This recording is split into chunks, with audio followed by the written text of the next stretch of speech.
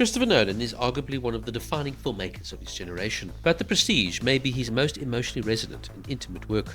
Released in 2006 and adapted from Christopher Priest's 1995 novel, the film uses the framework of Victorian-era rivalry between two magicians to explore obsession, duality, sacrifice, and the cost of artistic perfection. While Nolan is often associated with scale and spectacle, The Dark Knight, Inception, Interstellar, The Prestige feels closer to the bone, a character-driven tragedy disguised as a mystery thriller. Set in a soot-covered, gaslit London, the film unfolds like a magic trick itself, structured around the three stages of illusion: the pledge, the turn, and the prestige. Nolan doesn't merely reference the structure, he embeds it into the narrative and the audience's viewing experience, daring us to look closely while reminding us that we won't want to see the truth. The Prestige is based on Christopher Priest's novel, but Nolan and his brother Jonathan Nolan made significant structural and thematic changes for the screen. The book is more fragmented and overtly literary, whereas the film leans heavily into the cinematic misdirection, non-linear storytelling, and emotional payoff. Jonathan Nolan adapted the screenplay while Christopher Nolan shaped the final narrative architecture, once again demonstrating the ability to fuse intellectual concepts with mainstream storytelling. Nolan was drawn to the story because it mirrored his own artistic concerns, the tension between craftsmanship and spectacle, secrecy and revelation, discipline and ego. In many ways, The Prestige feels like a self-reflection, two sides of Nolan's own career path. Is the filmmaker a perfectionist, artisan, or a showman whose job is simply to entertain? This film argues that the answer is both, and that balance between the two can be destructive. Although set primarily in Victorian London and Colorado Springs, much of The Prestige was shot in Los Angeles and Universal Studios.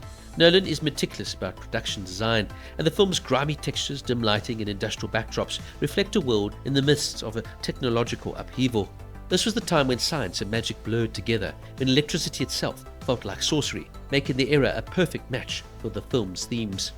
The cinematography by Wally Feister is deliberately restrained. Unlike Nolan's later films, which often feature sweeping IMAX vistas, The Prestige keeps the camera close to the characters, reinforcing the claustrophobia of obsession and secrecy. Interestingly, The Prestige arrived between Batman Begins and The Dark Knight. Nolan was already a respected director, but not yet the cultural juggernaut he would soon become. This film represents a moment where he still operated on a relatively modest scale, channeling his ambitions inward rather than outward. Hugh Jackman delivers one of his most underrated performances of his career here as Robert Angier, also known as the Great Danton.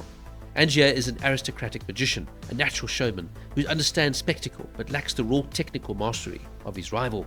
Jackman plays him as a man hollowed by grief and envy, driven less by love of magic and more by his need to be better than Borden. Angier's journey is a descent into moral bankruptcy. His obsession with perfection leads him to embrace increasingly inhuman solutions, culminating in a chilling final act that reframes everything we've seen before.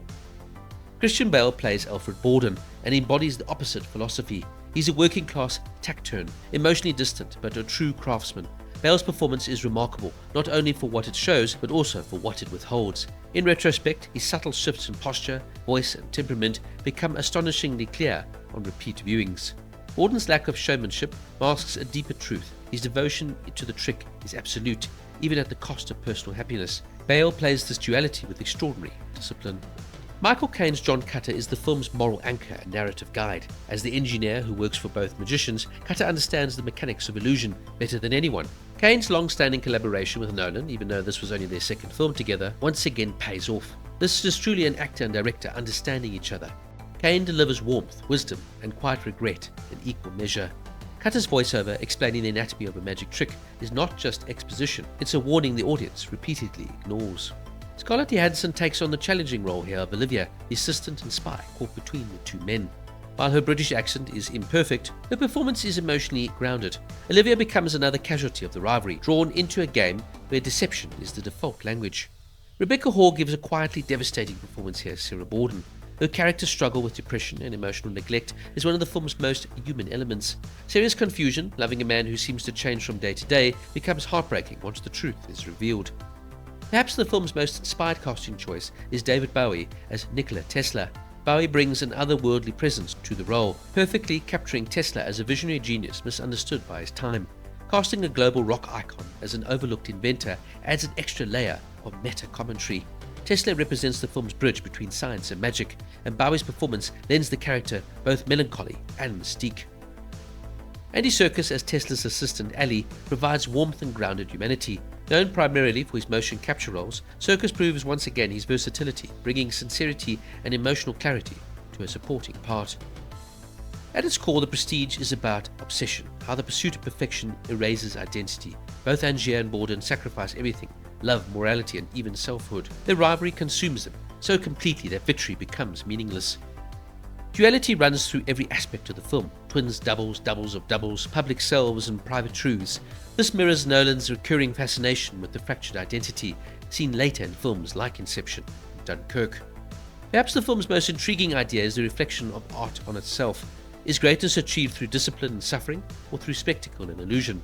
Nolan refuses to choose a side, instead showing the cost of both approaches. Christian Bale reportedly stayed in character on set, maintaining emotional distance from the other cast members. Hugh Jackman learned real sleight-of-hand techniques for the film, working with professional magicians. The title, The Prestige, refers to the final reveal of a magic trick, but also the illusion of the closure itself. Nolan deliberately avoided overusing CGI, opting for practical effects wherever possible, and the film's twist is foreshadowed throughout, from dialogue to blocking, rewarding multiple viewings.